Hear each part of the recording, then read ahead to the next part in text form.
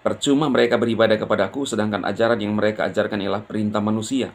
Ya, ini kata Tuhan Yesus kepada, maka itu saudara introspeksi dirilah ketika jemaat saudara lari semua.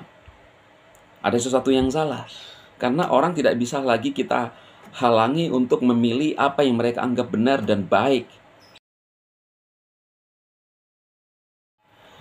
Salam saudara terkasih dalam Tuhan Yesus Kristus. Salam jumpa bagi saudara seiman sekalian. Saya berdoa roh, jiwa, dan tubuh saudara dalam perlindungan Tuhan kita Yesus Kristus.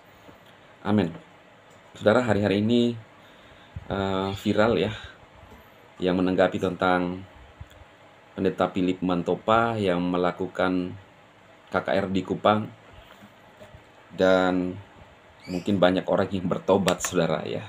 Sehingga di YouTube banyak tanggapan-tanggapan ya, dari para YouTuber Kristen juga yang seolah-olah saudara ya. Lalu mulai terkesan menghakimi saudara ya, menganggap bahwa bahasa rohnya bahasa roh.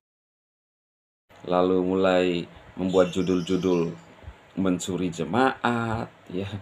Dan banyak lagi ya. Bahkan saya pun pribadi ya, beberapa ya dari oknum-oknum ya, sepertinya dari Reform, karena memang yang kita lihat ya mereka saudara, karena ada seorang hamba Tuhan besar yang terkesan dari mimbarnya itu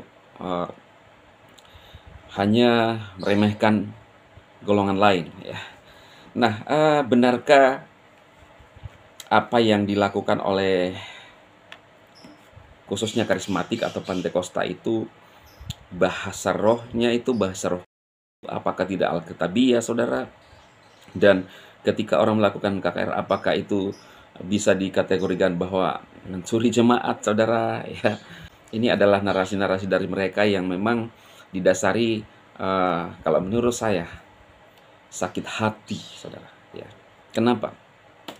Mereka hanya iri dengan pelayanan hamba-hamba Tuhan yang diurapi. Tentu saja orang akan memilih dan menilai apa yang mereka anggap baik, tanpa kita harus mempromosikan diri kita bahwa kita adalah hamba Tuhan yang benar.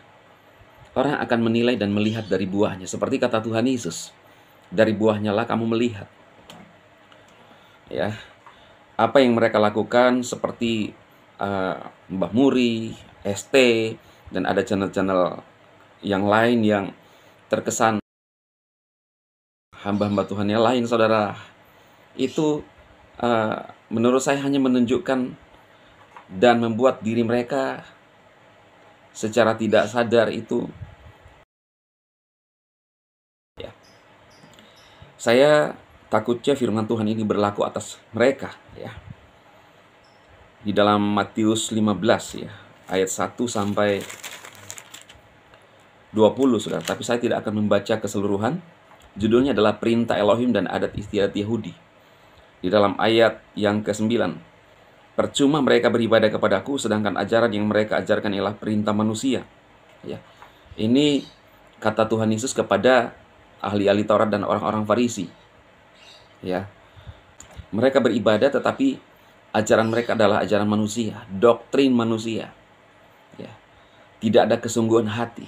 Yang mereka ajarkan adalah bagaimana hamba-hamba Tuhan yang lain. Apa sih untungnya saudara?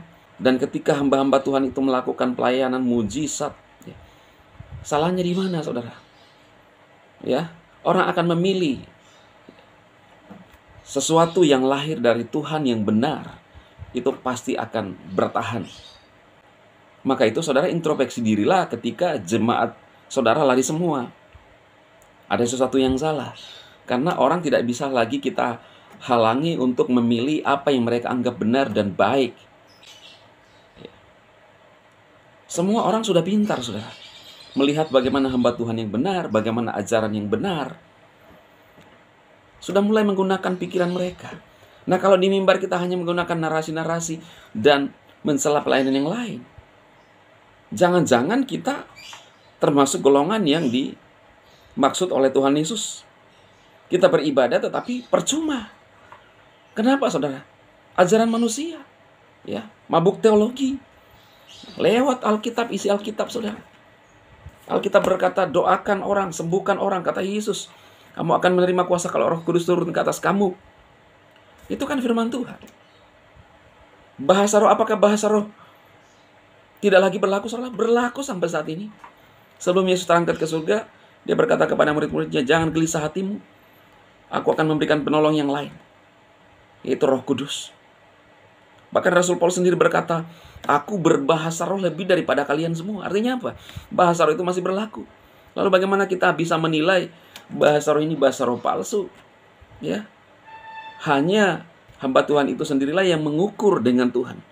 Dan tentu kalau itu dibuat-buat, maka dosanya dia tanggung sendiri.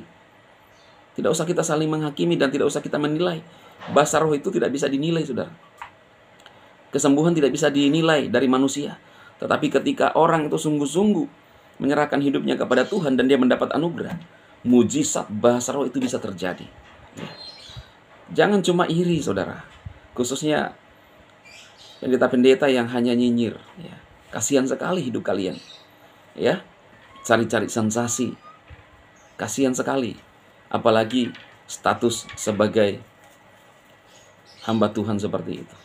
Juga mereka yang channel-channel menggunakan kata-kata Kristen, tetapi sangat mereka hanya mencela, hanya cari video-video yang bisa ditanggapi, kemudian mereka mencari sensasi, mulai tidak ada untungnya.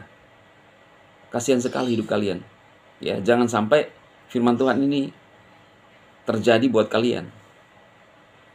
Katanya percaya, beribadah, tetapi hatinya menjauh. Ya, mulut doang mengaku percaya.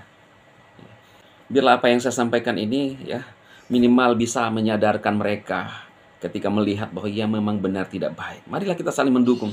Kita adalah tubuh Kristus, saudara. Berbeda-beda tetapi satu tubuh Kristus. Marilah kita saling membangun. Justru jangan saling mencela satu dengan yang lain. Silakan saudara share untuk memberkati saudara-saudara kita yang lain. Tuhan Yesus memberkati.